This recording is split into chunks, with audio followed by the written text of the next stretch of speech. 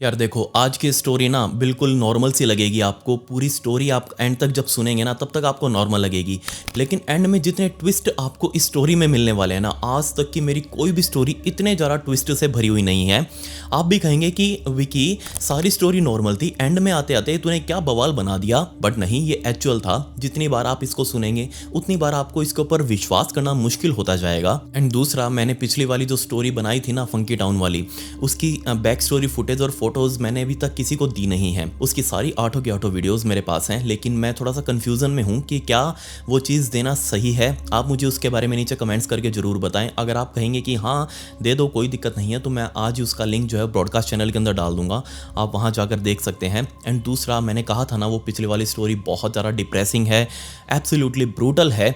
इसलिए मैं थोड़ा सा कन्फ्यूज़न में हूँ कि क्या मुझे वो चीज़ आपको दिखानी चाहिए नहीं चाहिए, आप उस चीज़ को हैंडल कर पाएंगे या नहीं। ये सब आपके ऊपर है, आपके रिप्लाई के ऊपर डिपेंड करेगा कि आप मुझे नीचे कमेंट्स में कैसा रिस्पॉन्स देते हैं। एंड तीसरा, मैंने बहुत सारे ऐसे कमेंट्स भी देखे जिसमें लोग मुझे लंबे टाइम से बोलते आ रहे हैं कि विकी थोड़ा सा बोलने की स्पीड को कम कर, बाकी सब ठीक है, बोलने की स्पीड को थोड़ा सा कम कर दे, क्योंकि उनको हो सकता है समझ ना आ रहा हो या फिर उनके माइंड को रजिस्टर करने में थोड़ा टाइम लग रहा हो। तो मैं इस चीज़ के ऊपर भी कंसिडर कर रहा हूँ। आप मुझे नीचे बताना ज़रूर कि आज मैं थोड़ा सा हल्का सा पेस अपना कम रखूँगा, तो आप उसमें अपना एक्सपीरियंस मुझे बताना कि कैसा रहा। Last but not the list, मुझे बिल्कुल भी मज़ा नहीं आ रहा, मैं सच बता रहा हूँ, कसम से बता रहा हूँ, मुझे बिल्कुल मज़ा नहीं आ रहा, क्योंकि मैं जिस उम्मीद से काम करता हूँ, मैं आपसे आज तक कभी कुछ नहीं मांगता। मैंने कोई स्पॉन्सरशिप वगैरह कभी नहीं उठाई, ना मेरा मन है इन चीज़ों के अंदर, लेकिन मुझे सिर्फ और सिर्फ पसंद है अपनी वीडियोज़ के ऊपर लाइक्स आता हुआ देखना। अगर आप उस चीज़ के अंदर भी मेरे साथ कॉपरेट नहीं कर सकते तो मुझे फिर रिकन्सिडर करना पड़ेगा। इस वीडियो के ऊपर मैं उम्मीद करता हूँ कि 20,000 लाइक्स के आसपास आ जाना चाहिए। सब्सक्राइब बटन के ऊपर भी क्लिक कर दें, कमेंट्स में पिक में लिख दें, लेट्स डाइव इन।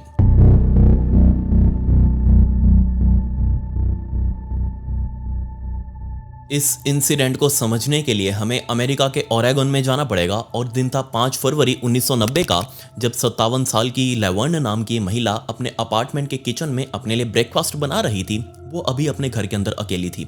उसका बॉयफ्रेंड, अब 57 साल की उम्र में भी ये बॉयफ्रेंड रख रही है, कोई बात नहीं।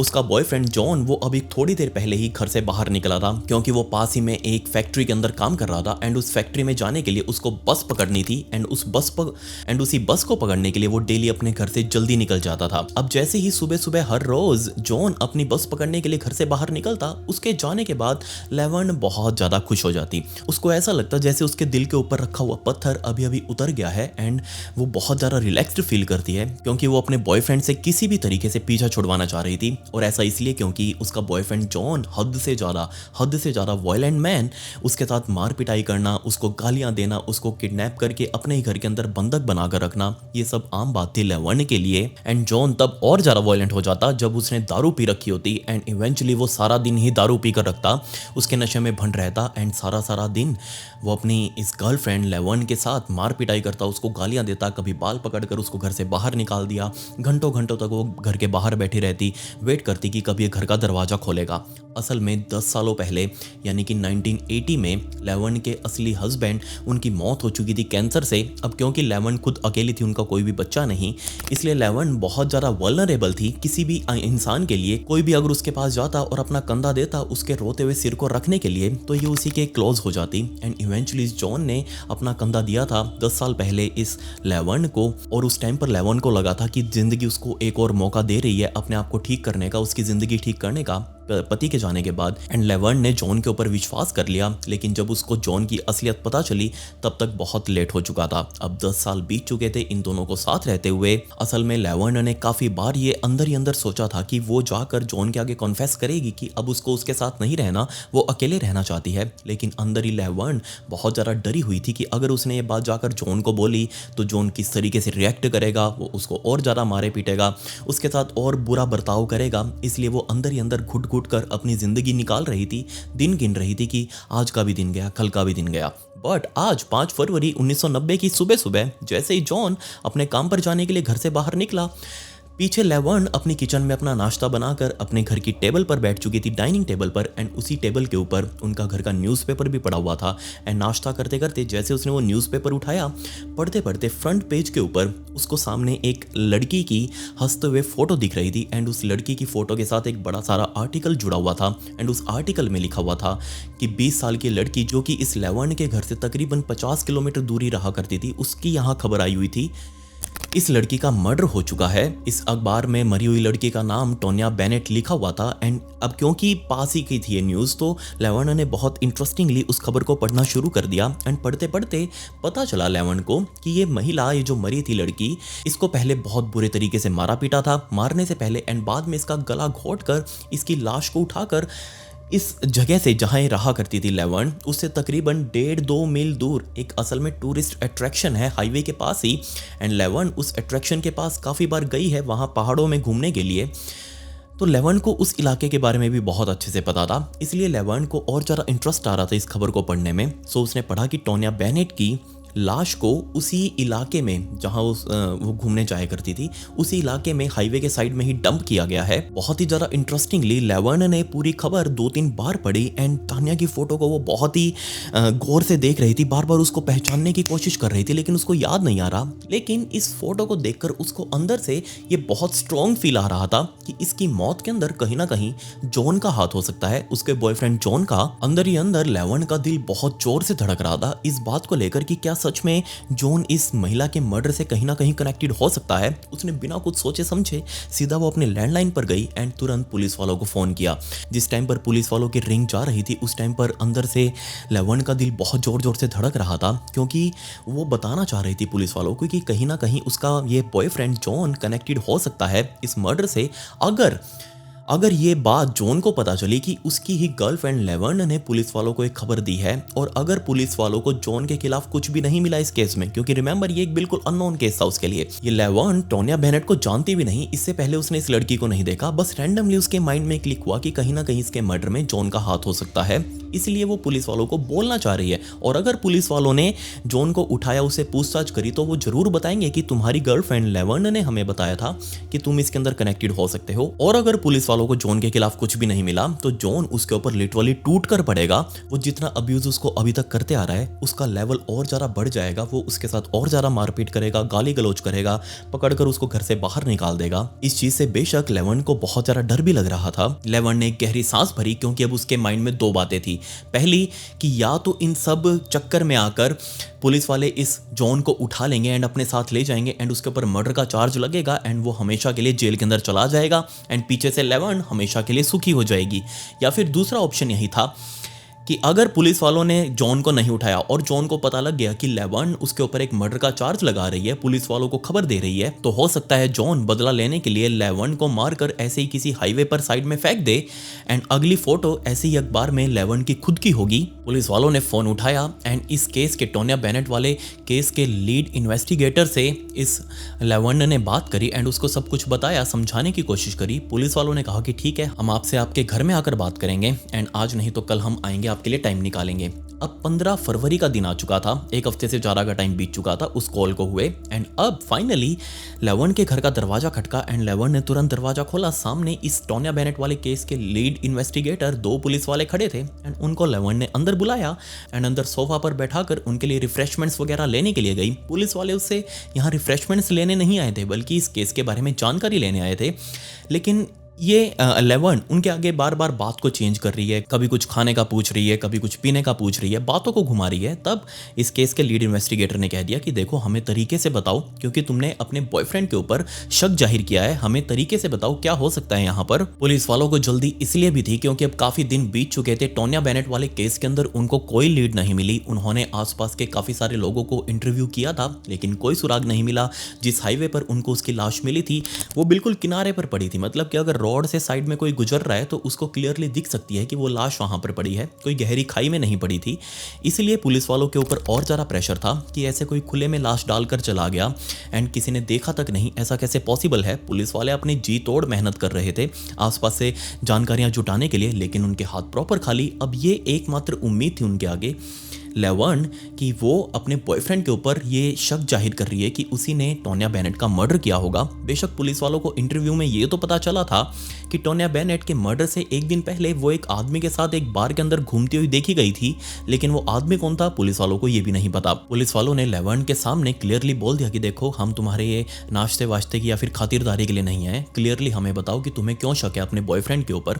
तब लेवर्न ने बहुत ही नर्वस होते हुए बोलना शुरू किया कि देखो, मुझे इसलिए लग रहा है क्योंकि जिस रात ये मर्डर हुआ था उस रात मेरा बॉयफ्रेंड जॉन रात को 1 बजे के आसपास घर पर आया था एंड आते ही वो इतनी हड़बड़ाहट में था कि सीधा आकर वॉशरूम में घुसा एंड उसने सीधा शावर लिया। अब ये चीज़ वो नॉर्मली नहीं करता, कभी भी आज तक मैंने 10 साल उसको देख लिया है, लेकिन आज तक उसने कभी भी रात के 1-1:30 बजे नहाने का नहीं सोचा एंड ये मेरे लिए बहुत ज़्यादा अजीब था। खैर, मैंने इस चीज़ को इग्नोर किया एंड अगले दिन हम दोनों शाम को एक बार में गए थे एंड बार में जब दारू का नशा हम दोनों को हो चुका था, तब ये जॉन अपने साइड वाली टेबल पर जाकर बैठा एक अलग आदमी से बात करने लगा एंड उस आदमी को चिल्ला चिल्ला कर बता रहा था कि मैंने एक लड़की टोनिया बेनेट का मर्डर किया है, उसके सामने सब कुछ कॉन्फेस कर रहा था एंड ये सारी चीजें मैंने सुनी थी अपने कानों से। पुलिस वाले बेशक अंदर से बहुत ज्यादा शॉक्ड थे क्योंकि ये बिल्कुल फिट बैठ रही है, उनके जो क्राइम सीन था उसके ऊपर बिल्कुल फिट बैठ रही है। रात के टाइम पर टोनिया बेनेट का मर्डर हुआ था एंड पुलिस वालों ने जब इंटरव्यू किया था तो उनमें पता लगा था कि टोनिया बेनेट एक आदमी के साथ एक बार के अंदर घूमती हुई दिखाई दी थी,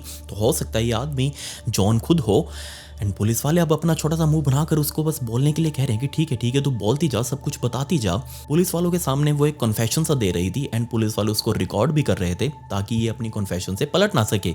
लेकिन पुलिस वालों ने इस बीच उससे जवाब पूछा कि अगर तुमको सब कुछ पता था तो तुम पहले मेरे पास क्यों नहीं आई, तुमने पहले सब कुछ हमें क्यों नहीं बताया। तब लेवर्न का इसमें जवाब था कि मुझे बहुत डर लग रहा था जॉन से कि अगर मैंने आपको बताया और ये बात जॉन को पता लग गई तो यहाँ अगली विक्टिम मैं खुद बन सकती हूँ। टोनिया बेनेट के बाद मेरी फोटो अखबार के अंदर छप जाएगी। लेवर्न की सारी कहानी सुनकर पुलिस वाले अंदर से बहुत ज्यादा खुश थे कि चलो, हमारे ऊपर जो प्रेशर था अब वो खत्म होने वाला है क्योंकि हमको कन्फेशन मिल चुकी है, हमको किलर का नाम पता चल चुका है जॉन, हमें उसको उठाना है और ये केस यहीं पर बंद, फाइल बंद करो, घर पर जाओ, छुट्टी मनाओ। लेकिन इस टाइम पर पुलिस वालों के अंदर एक और भड़क थी और वो ये कि ये जो अभी उनको सब कुछ सुनने को मिला है ये एक महिला का कन्फेशन है, बस हमारे पास इस चीज के कोई भी प्रूफ नहीं है और हम कोर्ट के अंदर इस महिला के कन्फेशन को एज ए प्रूफ बनाकर सेव नहीं कर सकते। तब सबूत ढूंढने के लिए पुलिस वालों ने लेवर्न को कहा कि हमें तुम्हारे घर की जांच करनी होगी ताकि हमको कोई यहाँ से सबूत मिल सके। लेवर्न ने तुरंत कह दिया कि आप जाओ, बिल्कुल ढूंढो, आपको कुछ ना कुछ जरूर मिलेगा। एंड ये बात सुनते ही दोनों पुलिस वाले पूरे घर के अंदर घूम घूम कर सबूत इकट्ठा करने की कोशिश कर रहे थे। लेकिन पुलिस वाले असल में इस जांच के अंदर, इस सर्च के अंदर एक स्पेशल चीज ढूंढ रहे थे और वो था डेनिम की जो जीन्स होती है ना, हमारी जीन्स के ऊपर जो बटन लगा होता है एंड बटन के नीचे वो जो चैन वाली स्ट्रिप होती है पूरी, उस पार्ट को ढूंढ रहे थे जीन्स के। क्योंकि जब टोनिया बेनेट की लाश मिली थी उस लाश के ऊपर जीन्स तो थी लेकिन उसमें से बटन और नीचे वो जो चैन वाला पूरा हिस्सा होता है उसको फाड़ा गया था। ऐसा लग रहा था जैसे जिसने भी टोनिया बेनेट का मर्डर किया हो, उसके मर्डर के बाद वो इस जीन्स के टुकड़े को बटन के साथ अपने साथ ले गया है ताकि वो इसको एक एज ए ट्रॉफी रख सके, अपने पास याद के तौर पर रख सके। सो पुलिस वाले स्पेसिफिकली उसी जीन्स के टुकड़े को ढूंढ रहे थे, बट पुलिस वालों को इस घर में जांच करते हुए ऐसा कोई भी जीन्स का टुकड़ा नहीं मिला। लेकिन इन सब के बीच में, रद्दी भरे अखबारों के बीच में, पुलिस वालों को एक नोट मिला एंड उस नोट के ऊपर लिखा हुआ था टी बेनेट पीस पीस। ये चीज देखते ही पुलिस वालों को बहुत ज्यादा अजीब सा लगा कि टी बेनेट यानी कि टोनिया बेनेट नीचे 2 बार शांति शांति लिखा हुआ है, पीस पीस। ये उनके लिए एक बहुत बड़ा ब्रेक थ्रू हो सकता है इस केस के अंदर, ये एक बढ़िया प्रूफ हो सकता है। एंड ये चीज देखते ही पुलिस वालों ने सोच लिया कि अब हमें जॉन को अपने पास बुलाना पड़ेगा ताकि वो उनसे बात कर सके, उसका भी कन्फेशन ले सके। एंड जब ये सब चीज लेकर अपने साथ पुलिस वाले घर से बाहर निकलने वाले थे तब घर का दरवाजा खटका एंड इस दरवाजे के उस साइड जॉन खुद खड़ा था। पुलिस वालों ने जब दरवाजा खोला, जॉन को सामने देखा तो जॉन भी एक टाइम पर हैरान एंड पुलिस वाले भी हैरान कि ये बीमारी यहाँ कहाँ से आ गई अभी से। पुलिस वालों ने जॉन को पकड़कर अपने साथ इसी सोफे के ऊपर बैठाया एंड उसको कहा कि देखो, हमें तुमको अपने साथ लेकर जाना पड़ेगा पुलिस स्टेशन के अंदर, वहां तुमसे कुछ इंटेरोगेशन करनी है एक मर्डर के रिगार्डिंग। इस टाइम पर जॉन बिल्कुल भी शॉक नहीं था, वो बिल्कुल भी डरा हुआ नहीं था। उसने कहा ठीक है चलो बाबूजी बताओ कहाँ चलना है। तब पुलिस वाले उसको अपने साथ अपनी गाड़ी में बैठाकर चाव चाव करते हुए सीधा अपने साथ पुलिस स्टेशन लेकर गए। इंटेरोगेशन कमरे के अंदर सीधा उसके सामने नाम बोला पुलिस वालों ने टोनिया बेनेट का और कहा कि क्या तुमने इसका मर्डर किया है, तुम्हारा इसके साथ क्या लेना देना है। ये बात सुनकर जॉन बिल्कुल भी कंफ्यूज नहीं था। वो बहुत ज़्यादा कोऑपरेटिव था। उसने मना नहीं किया कि उसने कोई मर्डर नहीं किया और उसने हाँ भी नहीं किया। उसने जस्ट सिंपली कहा कि नहीं, मुझे इसके बारे में कुछ याद नहीं है। तब पुलिस वालों ने वो नोट दिखाया जिसके ऊपर टी बेनेट नीचे पीस पीस लिखा हुआ था एंड कहा कि ये मुझे तुम्हारे कमरों से मिला है। उस रद्दी भरे अखबारों के बीच में नोट तुमने लिखा हुआ था, क्या ये तुम्हारी हैंड राइटिंग है? ये नोट देखकर जॉन ने कहा कि मुझे नहीं लगता है मेरी हैंड राइटिंग है एंड आप किस मर्डर के बारे में बात कर रहे हो, मुझे उसके बारे में भी कुछ याद नहीं है। बट इस टाइम तक भी जॉन बहुत ज़्यादा शांत था एंड ये चीज़ पुलिस वालों के लिए बहुत ज़्यादा हैरान कर देने वाली थी, क्योंकि उन्होंने दो तरह के लोग देखे हैं। अगर किसी ने मर्डर किया हो एंड वो सामने बैठा हो और पुलिस वाले उसको बोलें कि क्या तुमने मर्डर किया है, तो उस टाइम पर वो बंदा बहुत ज़्यादा नर्वस हो जाता है एंड एक्टिंग करने की कोशिश करता है, नॉर्मल तो बिल्कुल भी नहीं रहता। और अगर किसी बेकसूर के ऊपर पुलिस वाले ऐसा इल्जाम लगाते हैं कि क्या तुमने कोई मर्डर किया है, तो बेकसूर बंदा कूद कर पड़ता है पुलिस वालों के ऊपर। आपने मुझे ऐसा कैसे कह दिया, मैं तो बेकसूर हूं, मैंने कुछ नहीं किया, मुझे घर जाने दो, मुझे छुट्टी दे दो, ऐसे ऐसे वो बोलने लगता है। बट ये बंदा जॉन ये बहुत ज्यादा शांत बैठा हुआ है। आखिर इसके मन में चल क्या रहा है? इस टाइम पर पुलिस वालों के पास कोई भी प्रूफ नहीं था, कोई हार्ड प्रूफ नहीं था, सिर्फ सर्कमस्टेंशियल एविडेंस ही मौजूद थे एंड इसके बेस पर वो जॉन को अरेस्ट नहीं कर सकते, वो उसको अपने पास ज्यादा टाइम तक बैठा कर नहीं रख सकते। इसलिए पुलिस वालों ने कहा कि ठीक है,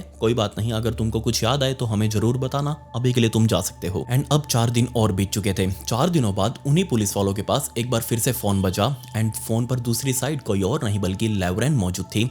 एंड लेवरेन की आवाज सुनकर पुलिस वालों का दिमाग ठनक गया कि अब बताओ, अब क्या बताना चाहती हो? लेवरेन ने जो उस दूसरी साइड पर पुलिस वालों से कहा, उसको सुनकर पुलिस वाले खड़े हो चुके थे।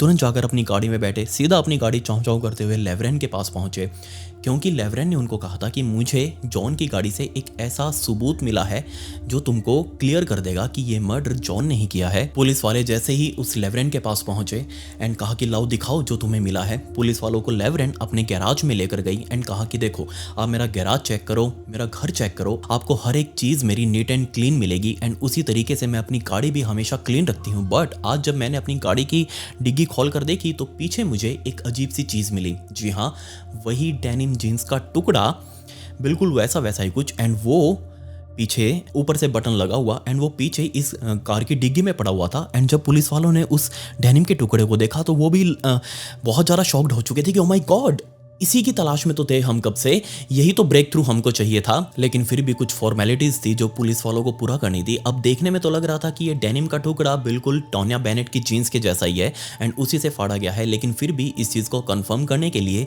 इसका टेस्ट करवाना जरूरी था। फॉरेंसिक वाले ही इसका टेस्ट करेंगे। सो जल्दी पुलिस वालों ने उसको उठाकर अपने एविडेंस बैग में डाल लिया एंड उसको अपने साथ लेकर जा चुके थे। उसी रात पुलिस वालों ने जॉन को अपने पास बुलाया उसे पूछताछ करने के लिए। एंड ना सिर्फ आज पूछताछ होनी थी बल्कि उसका पॉलीग्राफ टेस्ट भी होना था, जिसको आप इजी भाषा में लाई डिटेक्टर टेस्ट भी कह सकते हैं। सबसे पहले उसको वही डोज चढ़ाई गई दवाई की एक स्ट्रेचर के ऊपर लेटाकर जॉन को, एंड बाद में उसका वो पॉलीग्राफ टेस्ट लिया गया और इस टेस्ट के अंदर जॉन पूरे तरीके से फेल हो चुका था। लिटरली एक भी चीज़ उसने सच नहीं बोली थी, क्योंकि जो चीज़ अब पुलिस वाले उससे पूछ रहे थे, वो जो उनका जवाब दे रहा था उससे पहले उन्हीं चीज़ों का जवाब उसने सारा झूठा दिया था। एंड इनफैक्ट अब तो डॉक्टर जो पॉलीग्राफ टेस्ट ले रहा था उसने भी कह दिया पुलिस वालों को कि जनाब, मुझे लगता है कि इस व्यक्ति का जरूर टोनिया बेनेट से कुछ ना कुछ तो लेना देना जरूर है। सो आप इसको अच्छे तरीके से देखिएगा, इसको अच्छे तरीके से खंगालिएगा। पुलिस वालों ने जॉन को अपने पास रखा, उसको अपने पास एक लॉकअप के अंदर डाल दिया। अरेस्ट नहीं किया था, सिर्फ पूछताछ करने के लिए अपने पास रखा हुआ था। अगले दिन की सुबह तक वो सारे पुलिस वाले अपने डेस्क पर बैठकर वेट कर रहे थे फोरेंसिक रिपोर्ट आने का उसी डेनिम के टुकड़े की, कि क्या वो एक्चुअल में टोनिया बेनेट की जीन्स का है या फिर वो किसी का भी हो सकता था। जॉन की जीन्स का भी हो सकता था, लेवरेन की जीन्स का भी हो सकता था। सिर्फ अभी कंफर्मेशन आनी बाकी थी। जैसे कंफर्मेशन आती लैब से, वो तुरंत जाकर इस जॉन को गिरफ्तार कर लेते। एंड तभी फोन बजा। फोन उठाते ही पुलिस वालों ने कहा कि हाँ बताओ, क्या अच्छी खबर है, जल्दी बताओ। लेकिन सामने मौजूद डॉक्टर ने कहा कि नहीं, अच्छी खबर नहीं है, बुरी खबर है, क्योंकि जो टुकड़ा आप हमारे पास लेकर आए थे वो टोनिया बेनेट की जीन्स का नहीं है, वो किसी और जीन्स का है। वो फैब्रिक और ये फैब्रिक आपस में मैच नहीं हुआ। ये बात सुनकर फोन रख दिया पुलिस वालों ने। उनके पास अब फिर से एक डेड एंड आ चुका था, क्योंकि ये कपड़ा तो मैच नहीं हुआ। फिर से सर्कमस्टेंशियल एविडेंस ही मौजूद है, अभी भी कोई ठोस सबूत तो है ही नहीं इस जॉन के खिलाफ जिससे वो उसको अरेस्ट कर सकें। लेकिन तब पुलिस वालों के माइंड में कंफ्यूजन थी कि आखिर ये कपड़ा अगर टोन्या बेनेट की जीन्स का नहीं है तो ये कपड़ा है किसका? क्योंकि एग्जैक्ट उसी चीज़ उसी जगह से उसी एविडेंस क्योंकि एग्जैक्ट उसी जगह से कपड़ा फाड़ कर एक स्पेसिफिक जगह के ऊपर रखना कपड़ा, ये सब कुछ बहुत प्री प्लान सा लग रहा था कि कोई क्यों ही रखेगा। आखिर इसमें इस लेवरेन का भी क्या लेना देना है, वो ऐसे क्यों प्लांट करेगी कपड़े को यहाँ। इसलिए हमें इस सारी चीज़ों को खंगालने के लिए दोबारा से एक बार लेवरेन से पूछताछ करनी पड़ेगी, क्योंकि ये कपड़ा उसी ने सबसे पहले देखा, उसी ने हमको फ़ोन किया, उसी ने हमको जॉन के बारे में बताया था पहले फ़ोन करके।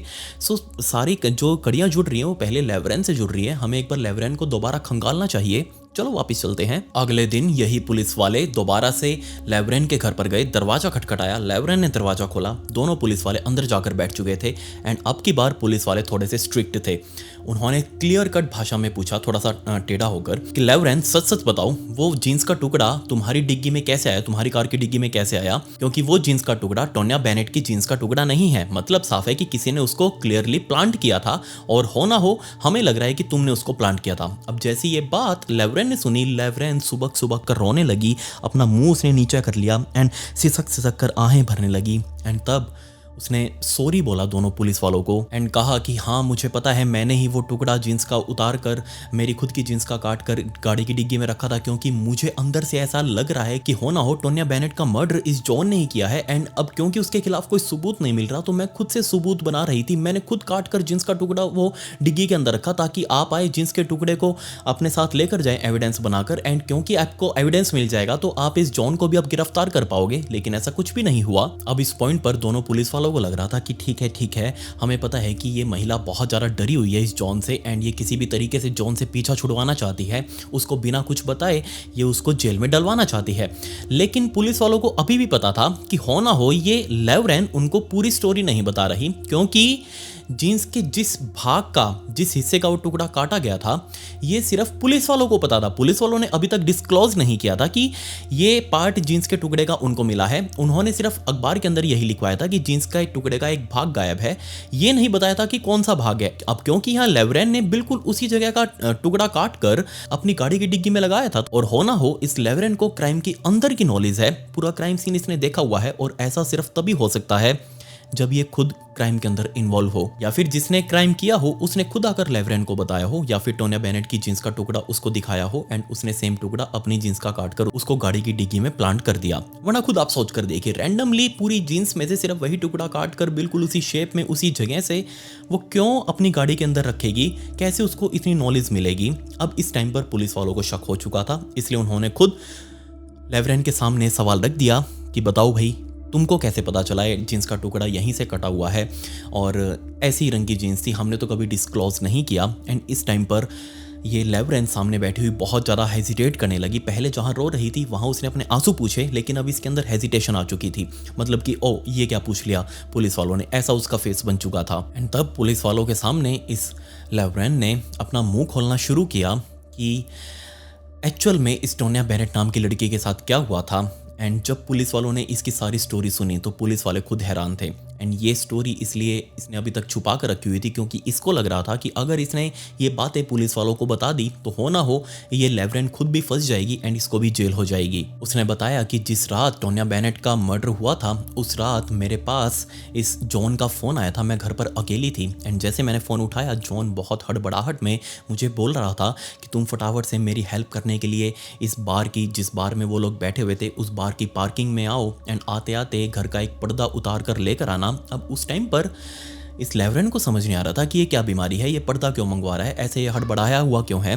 बट उस टाइम पर उसने मदद मांगी थी तो ठीक है, अपने बॉयफ्रेंड की मदद करनी चाहिए। एंड तब लेवरेन ने अपनी खिड़की से एक पर्दा उतारा एंड उतार कर सीधा अपनी गाड़ी में बैठी, गाड़ी स्टार्ट करके सीधा उस बार की तरफ गई। एंड बार की पार्किंग लॉट में जैसे ही पहुंची, पूरा बार खाली, आसपास उसको कोई भी दिखाई नहीं दे रहा। रात के 1-1:30 बजे हुए थे एंड अकेला ये जॉन उस पार्किंग लॉट के अंदर खड़ा हुआ था, आसपास कोई भी गाड़ी नहीं, कोई भी इंसान नहीं। एंड जैसे ही लेवरेन अपनी गाड़ी लेकर इस पार्किंग लॉट में पहुंची, गाड़ी से नीचे उतरी, जॉन के पास गई। जॉन इस टाइम पर अकेला नहीं था, बल्कि नीचे ज़मीन पर टोन्या बेनेट की लाश पड़ी हुई थी। ये लाश देखकर लेवरेन बहुत ज़्यादा डर गई। उससे कोई सवाल तक नहीं पूछ पाई जॉन से कि तुमने इसके साथ क्या किया है, ये मरी कैसे, क्या हुआ, क्या है, भसड़ क्या है, कुछ भी नहीं पूछा। जॉन ने कहा कि मेरी हेल्प करो, इसको इस पर्दे के अंदर लपेटो एंड अपनी गाड़ी के अंदर डालो। जैसा उसने कहा लेवरेन ने बिल्कुल वैसा ही किया। पर्दे के अंदर टोनिया बेनेट की लाश को लपेटकर उन लोगों ने गाड़ी के अंदर रखा एंड इस गाड़ी को वो सीधा हाईवे पर एक जंगली इलाके के अंदर लेकर गए एंड एक स्पॉट पर लाकर उनको ये लाश डंप करनी थी। बट ये पॉइंट आते आते लेवरेन जो बता रही थी उसकी स्टोरी बहुत ज़्यादा डार्क बन जाती है। जी हाँ, इसके बाद ये लोग जैसे ही हाईवे के ऊपर गाड़ी लेकर पहुंचे, एक पॉइंट पर आके इन लोगों ने गाड़ी रोकी एंड दोनों जॉन और लेवरेन गाड़ी से बाहर निकले। अब वो जो पर्दा लेकर आई थी उस पर्दे को बॉडी से उन्होंने वापस उतारा एंड इस टाइम तक भी लेवरेन ने देखा कि ये टोनिया बेनेट अभी भी सांस ले रही है, हल्की फुल्की सांस इसको आ रही है। बट उस टाइम पर जॉन ने कहा कि एक काम करो, इसको पूरा ख़त्म करो, इसके गले में पूरा पर्दा लपेटो एंड टाइटली खींचो। लेवरेन को उस टाइम पर और कुछ समझ नहीं आ रहा था। जैसे जॉन ने बोला वो गाड़ी के अंदर ही पीछे वाली सीट के ऊपर बैठकर बेचारी टोनिया बेनेट का गला उसने घोंट दिया।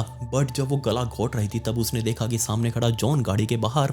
उसने टोनिया बेनेट के पैरों को बाहर की तरफ लटकाया एंड उसके पैरों से जीन्स बाहर निकाली एंड उसके लाश के साथ जिस टाइम पर टोनिया बेनेट तड़प तड़प कर मर रही थी उस टाइम पर ये जॉन उसके साथ संबंध बना रहा था, फिजिकल असॉल्ट कर रहा था। पुलिस वालों को ये स्टोरी सुनकर उनके ऊपर बिलीव नहीं हुआ कि ये मासूम सी महिला जो बहुत ज़्यादा अभी तक डरी सहमी थी इतने दिनों से हमारे सामने एंड किसी तरीके से अपने पति को जेल में डलवाना चाह रही थी, हमको विश्वास नहीं हो रहा इसके ऊपर कि ये खुद उस क्राइम के अंदर एक्टिवली पार्टिसिपेट इसने किया था। उनको ये चीज़ सच में अनबिलीवेबल सी लग रही थी, लेकिन फिर भी जो इसने स्टोरी बताई थी ये बिल्कुल फिट बैठ रही थी कि हाँ इसी ने सारा कांड किया है, ये भी उसके अंदर पूरी तरीके से शामिल थी।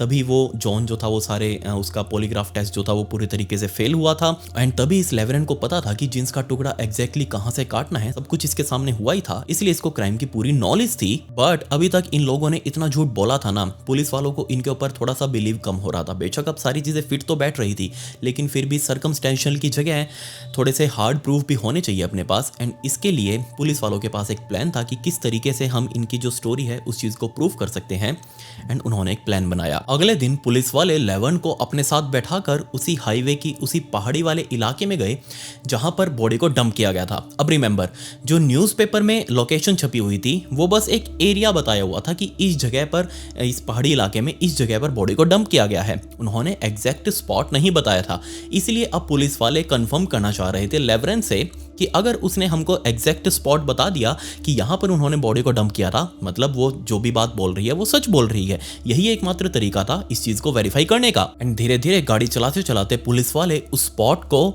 क्रॉस कर चुके थे। पुलिस वालों ने उस स्पॉट के ऊपर ध्यान भी दिया, बट लेवन ने उस स्पॉट की तरफ देखा भी नहीं जहां पर एक्चुअल में बॉडी को डंप किया गया था एंड वो गाड़ी उस स्पॉट से आगे की तरफ निकल चुकी थी। लेकिन कुछ मिनटों तक गाड़ी आगे चलने के बाद तब लेवन ने कहा कि रुको रुको रुको रुको, गाड़ी वापस घुमाओ, वो जगह पीछे जा चुकी है। तब आगे बैठे हुए पुलिस ऑफिसर्स वो दोबारा से उनको एक्साइटमेंट बढ़ चुकी थी कि हाँ अब कहीं ना कहीं ये सच बताएगी। गाड़ी वापस घूमी, गाड़ी वापस नीचे धीरे धीरे जा रही थी एंड तब कुछ मिनटों तक चलने के बाद दोबारा से लेवन ने कहा कि रुको रुको एंड वो भी गाड़ी से उतरी, दोनों पुलिस वाले गाड़ी से उतरे एंड फाइनली लेवन उस स्पॉट पर लेकर गई जहां पर एक्चुअल में डेड बॉडी मिली थी एंड वहां पर उसने पॉइंट आउट किया एंड एक्चुअल में जो वो जगह बता रही थी वो बिल्कुल सही थी। यहीं इसी जगह पर, इसी स्पॉट पर टोनिया बेनेट की लाश मिली थी। ये जो फोटो आप अभी स्क्रीन पर अपनी देख रहे हैं ये ओरिजिनल फोटो है उस टाइम की जिस टाइम पर लेवन को ले जाया गया था जगह को आइडेंटिफाई कराने के लिए एंड वो इस फोटो में जगह दिखाती हुई क्लियरली साफ दिख रही है। अब इसका मतलब साफ यही था पुलिस वालों के आगे भी कि इतना बड़ा रास्ता था, इतनी सारी जगह थी एंड उनमें से सिर्फ एक जगह इस लेवन ने चूज़ करी एंड इतनी सारी जगहों में से एक जगह चूज़ करना एंड वो बिल्कुल सही होना, इस बात की प्रोबेबिलिटी बहुत ज़्यादा है कि लेवन उस क्राइम के अंदर शामिल थी। अनटिल एंड अनलेस आपको तब तक वो नॉलेज हो ही नहीं सकती स्पॉट की जब तक आप खुद उस क्राइम के अंदर शामिल ना हो। लेकिन इसी बात की खुशी भी थी पुलिस वालों के अंदर कि फाइनली ये केस अब क्लोज हो जाएगा, क्योंकि अब उनके पास इतने ज़्यादा प्रूफ हैं कि वो फाइनली अब जॉन को भी अरेस्ट कर सकते हैं एंड साथ में इस लेवन को भी अरेस्ट कर सकते हैं। सो 21 फरवरी 1990 के दिन इन दोनों को, लेवन और साथ में जॉन दोनों को ही अरेस्ट किया गया, दोनों को जेल के अंदर रखा गया। एंड अरेस्ट के सिर्फ 11 महीनों बाद इस केस का ट्रायल शुरू हो चुका था। एंड ट्रायल के अंदर खड़े होकर इस लेवन ने जज के सामने चिल्ला चिल्लाकर कहा कि नहीं नहीं नहीं, मेरा कोई रोल नहीं है, मैंने इस मर्डर के अंदर कोई भी भागीदारी नहीं निभाई, मैंने ऐसा पुलिस वालों को कुछ भी नहीं बताया, मैंने पुलिस के आगे कोई बयान नहीं दिए।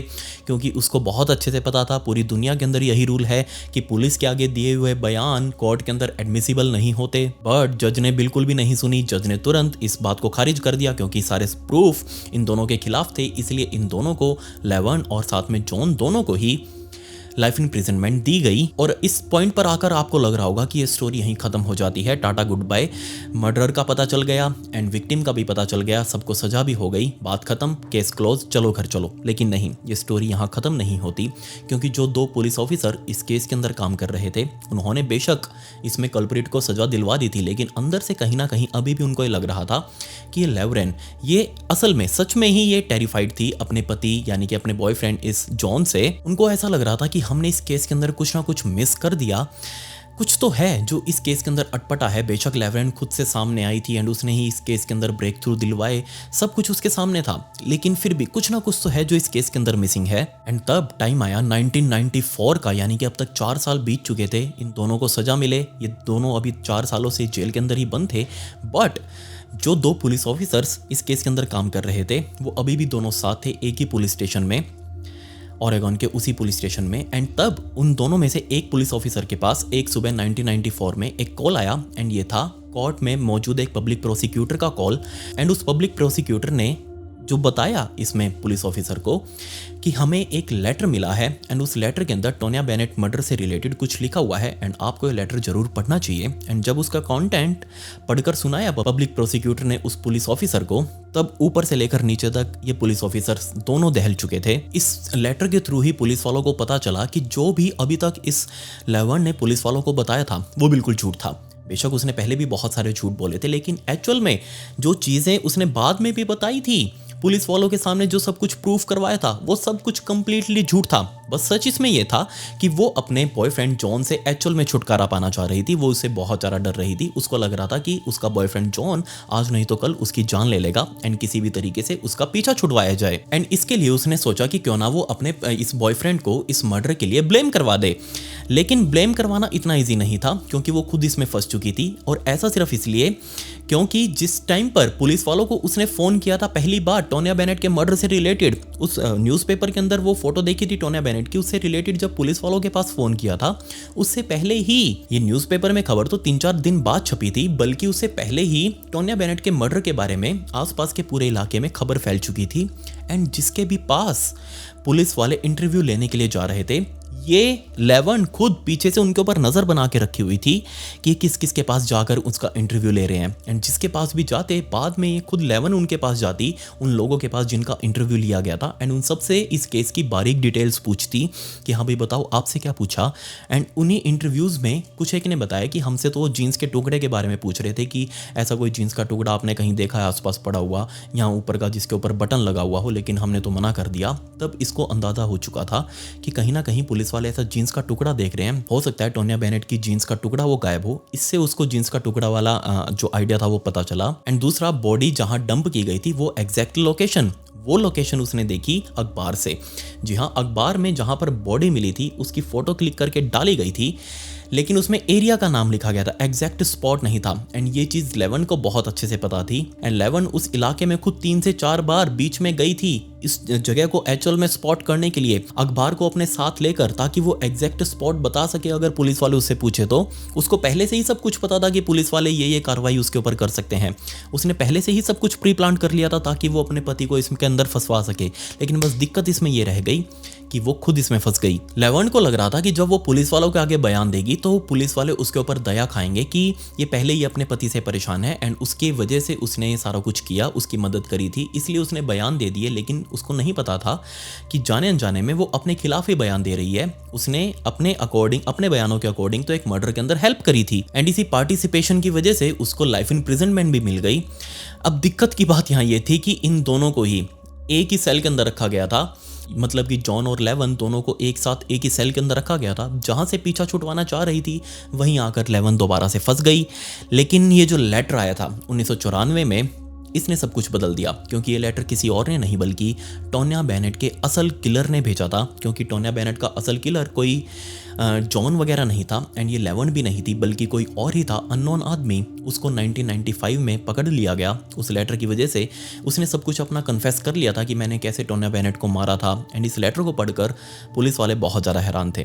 फाइनली 1995 में लेवन और जॉन दोनों को ही जेल से रिहा कर दिया गया। उनकी प्रिजन जो सेंटेंस थी वो खारिज कर दी गई एंड ये दोनों, जॉन और लेवन, 5 साल एक साथ एक ही जेल के अंदर रहे, सिर्फ इसलिए क्योंकि यहाँ लेवन ने बहुत कुछ झूठ बोला था पुलिस वालों के आगे एंड उसका खामियाजा इनको भुगतना पड़ा। बट इमेजिन करके देखिए किस लेवल की डेस्परेट थी बेचारी लेवन कि उसको क्या कुछ नहीं करना पड़ रहा था अपने पार्टनर से छुटकारा पाने के लिए। हमारे भारत में ऐसे बहुत सारे लोग हैं जो अपने पार्टनर से परेशान हैं एंड वो किसी भी हद तक जा सकते हैं उनसे छुटकारा पाने के लिए। एंड आजकल तो ट्रेंड सा बना हुआ है सीधा टपका देने का। बहुत सारे ऐसे तरीके होते हैं, आप लीगली भी अलग हो सकते हैं। यहाँ पर लेवन सीधा जाकर पुलिस वालों के आगे जॉन की कंप्लेंट कर सकती थी, उसके खिलाफ रिस्ट्रेनिंग ऑर्डर ले सकती थी। भारत में भी बहुत सारे ऐसे कानून हैं जिसमें आप अपने पार्टनर से अपनी दूरी बनवा कर रख सकते हैं। सो बजाय किसी क्राइम को करने के आप लीगली जाइए, हमेशा लीगली उस चीज़ को देखिए कैसे सॉल्व हो सकती है। खैर, ये मेरे इंस्टाग्राम आईडी है, इसका लिंक आपको नीचे डिस्क्रिप्शन में भी मिल जाएगा। यहाँ आकर आप मुझे फॉलो कर सकते हैं। आपको इस स्टोरी के बारे में क्या कहना है उसके बारे में नीचे कमेंट्स जरूर करें और साथ ही मेरे इंस्टाग्राम पर आकर मुझसे वो जो फुटेज मैंने आपके बारे में बात करी थी अभी फंकी टाउन वाली, वो भी ले सकते हैं। आप कहेंगे तो मैं वहीं डाल दूंगा। सो जल्दी से जल्दी आ जाइएगा, आज रात तक वो लिंक वहाँ पर अपलोड हो जाना चाहिए। अगर आपका रिस्पॉन्स मिला तो मेरे इंस्टाग्राम का लिंक नीचे डिस्क्रिप्शन में है, फॉलो बटन जरूर क्लिक कर देना। खैर, पिछली वीडियो का शाउट आउट सुनील दत्ता को and comment pick me to get a shout out in next video. मिलता है अगली वीडियो में। ये वीडियो देखने के लिए धन्यवाद।